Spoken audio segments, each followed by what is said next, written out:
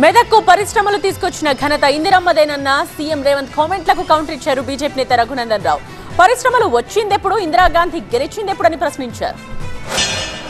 ఈ మెదక్ గడ్డ మీద మూడు రంగుల జెండాను ఎగరేసి ఇందిరమ్మను గెలిపిస్తే ఈ దేశానికే ఇందిరమ్మ ప్రధానమంత్రి అయి ఈ మెదక్ ప్రాంతానికి బిహెచ్ఎల్ తీసుకొచ్చింది, బీడీఎల్ తీసుకొచ్చింది, ఐడిపిఎల్ తీసుకొచ్చింది, ఇక్రిసాట్ లాంటి పరిశ్రమలు తీసుకొచ్చింది.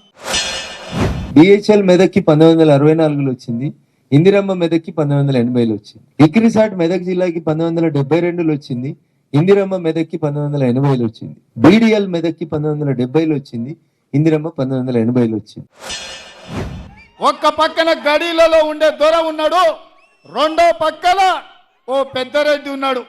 మరి పేద బలహీన వర్గాల ముదిరాజు బిడ్డకు పార్లమెంట్ టికెట్ ఇచ్చినాం, ఇందిరమ్మ వారసుడిగా ప్రకటించినాం. నాకేదో గడి ఉందని, నేనేదో గడిలోకి వెళ్ళి వస్తున్నటువంటి ధోరణని వ్యక్తిగతంగా నన్ను మాట్లాడింది కాబట్టి మీరు ఎప్పుడు వచ్చినా సరే అన్న, మాకున్న గడిని మీరు ఎవరి పేరు మీద చెప్తే వాళ్ళ పేరు మీద రిజిస్ట్రేషన్ చేయడానికి సిద్ధంగా ఉన్నా.